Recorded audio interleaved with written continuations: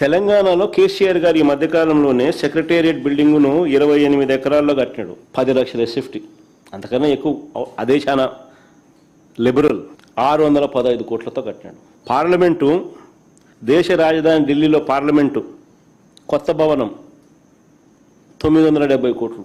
ఆ పార్లమెంట్లో 1272 మంది కూర్చునేలా కట్టారు. మరి పార్లమెంటు దేశం మొత్తం చూస్తుంది.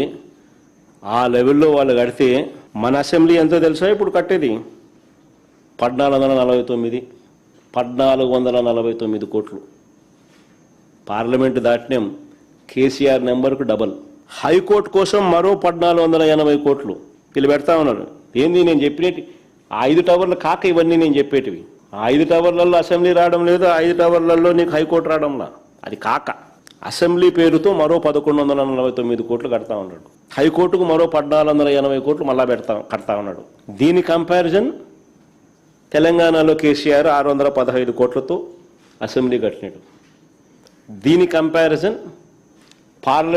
పార్లమెంట్ భవనం కొత్తగా ఢిల్లీలో కట్టింది 970 కోట్ల రూపాయలు.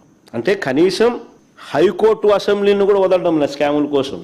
ఈయన దుబారా కోసం, ఈయన విచ్చలవిడి దోపిడీ కోసం.